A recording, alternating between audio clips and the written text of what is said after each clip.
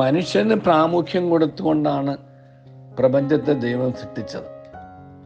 ഒരർത്ഥത്തിൽ പറഞ്ഞാൽ മനുഷ്യന് വസിക്കാൻ വേണ്ടിയിട്ടാണ് പ്രപഞ്ചത്തെ സൃഷ്ടിച്ചത്. മനുഷ്യന് ആവശ്യമുള്ള എല്ലാ കാര്യങ്ങളും സന്തോഷത്തോടെ ജീവിക്കുവാനും സന്തോഷത്തോടെ അവയെ ഭരിക്കുവാനും ആവശ്യമായിട്ടുള്ള ക്രമീകരണങ്ങളും ദൈവം മനുഷ്യനായി ഈ പ്രപഞ്ചത്തിൽ ഒരുക്കിയിട്ടുണ്ട്.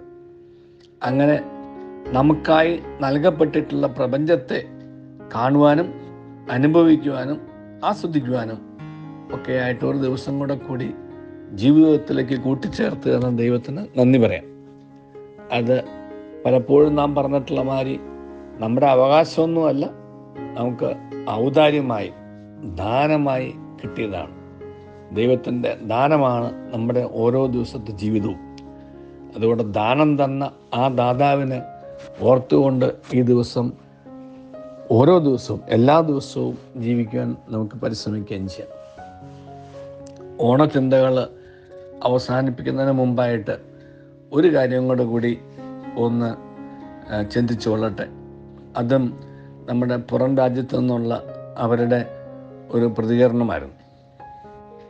അവർ പറയുന്ന അവരുടെ രാജ്യത്തെ സംബന്ധിച്ചിടത്തോളം പല ഭാഷകളെന്നോ അല്ലെങ്കിൽ പല വൈവിധ്യങ്ങളെന്നൊക്കെ പറഞ്ഞാൽ അചിന്ത്യമാണെന്ന് പറയാറുണ്ട്.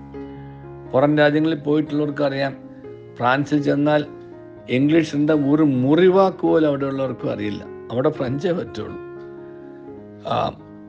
ഇവിടെ പോളണ്ട്, അതുപോലെ തന്നെ ഇറ്റലിയും പ്രധാന ഭാഗങ്ങളിലെല്ലാം റോമിലെ സഞ്ചാര കേന്ദ്രങ്ങൾ ഒഴിച്ച് അവിടെ ഒന്നും ഇറ്റാലിയൻ അല്ലാതെ ഒരു ഭാഷ ആർക്കും അറിയില്ല. അങ്ങനെ എല്ലാ രാജ്യങ്ങളെ സംബന്ധിച്ചിടത്തോളം അവർ ഭാഷയുടെ അടിസ്ഥാനത്തിൽ തന്നെ വളരെ കോൺഷ്യസ് ആണ്.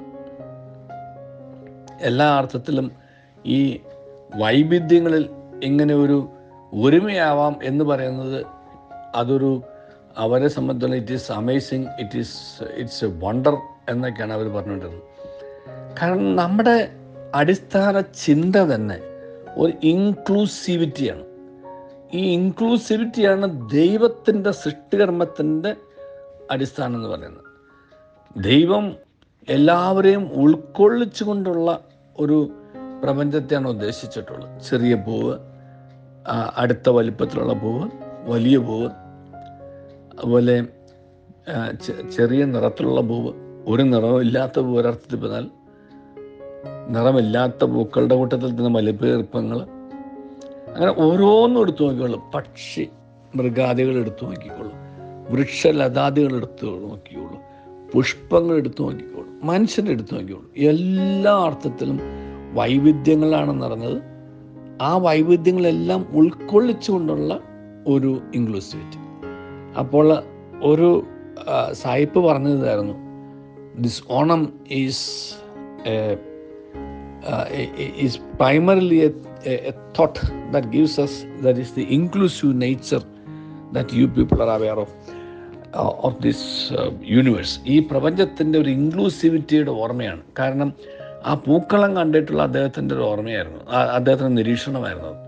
പൂക്കളത്തിനകത്ത് ചെറിയ പൂക്കളും വലിയ പൂക്കളും, നിറമുള്ള പൂക്കളും നിറമില്ലാത്ത പൂക്കളും, കറുത്ത പൂക്കളും വെളുത്ത പൂക്കളും, അങ്ങനെ എല്ലാം ഉൾക്കൊണ്ട് കഴിഞ്ഞപ്പോൾ അതിന് വളരെ മനോഹാരിതയുണ്ടായി.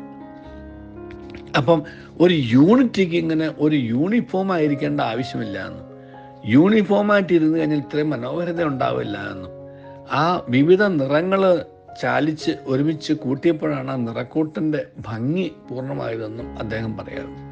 നമ്മുടെ ഓരോരുത്തരുടെയും ജീവിതത്തെയും പ്രകൃതത്തെയും സംബന്ധിച്ചിടത്തോളം നമുക്ക് ഇങ്ങനെ ഒരു ഇൻക്ലൂസീവ് ആയിട്ട് ചിന്തിക്കാൻ കഴിയണം. ആരെയും പുറന്തള്ളാനല്ല, എല്ലാവരെയും ഉൾക്കൊള്ളാനാണ്. ഒന്നിനെയും പുറന്തള്ളാനല്ല, എല്ലാത്തിനെയും ഉൾക്കൊള്ളാനാണ്. ഇതാണ് ഈ സൃഷ്ടാവിൻ്റെ ദൈവത്തിൻ്റെ ഹിതം. ആ ദൈവത്തിൻ്റെ ഹിതത്തെ ധിക്കരിച്ചുകൊണ്ട് നമുക്ക് ഉൾക്കൊള്ളാനാവാത്തവയെ പുറന്തള്ളിക്കൊണ്ടും അവയെ വെറുത്തുകൊണ്ടും നമുക്ക് അംഗീകരിക്കാനാവാത്തവയെ വെറുത്തുകൊണ്ടും മുന്നോട്ട് പോകാനാവില്ല. നമുക്ക് അവയെല്ലാം അംഗീകരിച്ചുകൊണ്ടും അവയും ആദരിച്ചുകൊണ്ടും, yes I agree in disagree എന്ന് പറയുന്നുള്ള ഒരു ഇംഗ്ലീഷ് പദപ്രയോഗം തന്നെ അത് അവിടെ നിന്ന് ഉണ്ടായതല്ലേ. നമുക്ക് എല്ലായ്പ്പോഴും യോജിക്കാൻ പറ്റുന്നില്ല, പക്ഷേ നമ്മൾ വ്യത്യസ്ത ചിന്തകൾ പുലർത്തുന്നു എന്നുള്ള കാര്യത്തിലെങ്കിലും നമ്മൾക്ക് എഗ്രി ചെയ്യാം. അത് മനസ്സിലാക്കുമ്പോൾ തന്നെ സ്വസ്ഥതയും സമാധാനം ഉണ്ടാവും. അപ്പോൾ ഈ പ്രപഞ്ചം നമ്മെ പഠിപ്പിക്കുന്ന ആ ഒരു ഇൻക്ലൂസീവ് എക്സ്ക്ലൂസിവിറ്റി അല്ല, ഇൻക്ലൂസിവിറ്റി. ആരെയും പുറന്തള്ളുന്നതോ ഒന്നിനെയും പുറന്തള്ളുന്നതോ അല്ല, എല്ലാത്തിനെയും ഉൾക്കൊള്ളുന്നതും എല്ലാത്തിനെയും ഉൾക്കൊണ്ടുകൊണ്ടുള്ള ഒരു ഒരു ഒരു ഒരു ആവാസ വ്യവസ്ഥിതി. ആ ആവാസ വ്യവസ്ഥിതിയെ നമുക്കൊന്ന് പുനർനിർമ്മിക്കാൻ പരിശ്രമിക്കാം. പലതിനെയും പുറന്തള്ളിയപ്പോഴോ പലരെയും മാറ്റി നിർത്തിയപ്പോഴാണ് ജീവിതത്തിലെ സ്വസ്ഥത നഷ്ടപ്പെട്ടത്.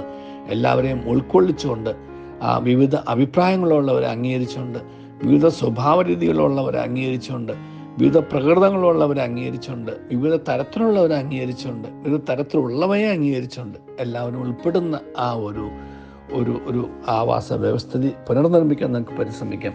അവിടെ സ്വസ്ഥതയുണ്ടാവും, സമാധാനം ഉണ്ടാവും, സന്തോഷം ഉണ്ടാവും. അതാണ് ആത്യന്തികമായിട്ട് ഓണം നമ്മെ ഓർമ്മിപ്പിക്കുന്നത്, ഇൻക്ലൂസിവിറ്റി ഓഫ് ദ യൂണിവേഴ്സ്. ദൈവം നമ്മെ അനുഗ്രഹിക്കട്ടെ. നല്ലൊരു ദിവസം എല്ലാവർക്കും നേരുന്നു.